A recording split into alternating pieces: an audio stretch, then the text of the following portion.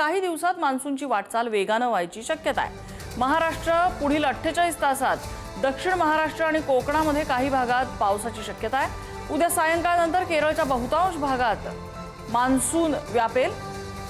पुढील 3-4 दिवसात मान्सून कर्नाटक किनारपट्टीवरून उत्तरेकडे सरकेल। मान्सून गोव्यात आला की त्यानंतर 2 दिवसात मान्सून महाराष्ट्रात पोहोचेल। 10 जून पर्यंत तळकोकणात मान्सून दाखल होण्याची शक्यता सध्या तरी दिसतेय। 10 जून नंतर मान्सूनच्या वाटचालीचा वेग मात्र मंदावणार आहे। संपूर्ण महाराष्ट्रात मान्सून पोहोचण्यासाठी 20 जूनची प्रतीक्षा करावी लागेल।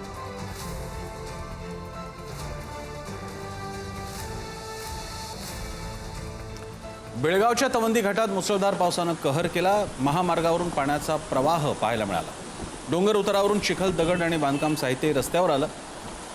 खबरदारीचा उपाय म्हणून दुसऱ्या मार्गावरून सध्या दुहेरी वाहतूक सुरू आहे। सुदैवानं जीवितहानी मात्र टळली आहे। वाहन चालकांना मात्र मोठी कसरत करावी लागते।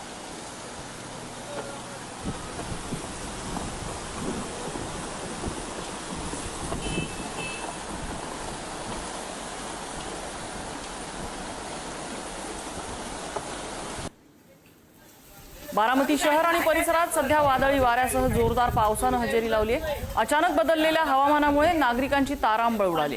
बारामतीत सध्या जोरदार पावसासह वेगवान वारं वाहत आहे। अचानक आलेल्या पावसामुळे नागरिकांनी सुरक्षित ठिकाणी आश्रय घेतला। वाहतुकीवर सुद्धा या सगळ्याचा काही प्रमाणात परिणाम झाला।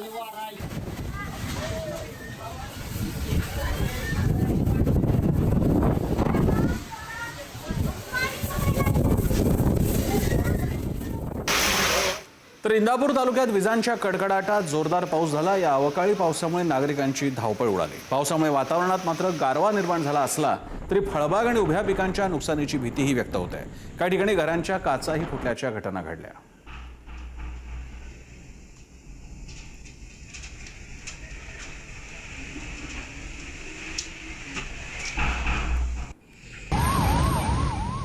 शिरूर परिसरात आज वादळी वाऱ्यासह मुसळधार पाऊस झालाय। जोरदार वाऱ्यामुळे महामार्गालगत असलेलं एक भलं मोठं लिंबाचं झाड रस्त्यावर कोसळलं।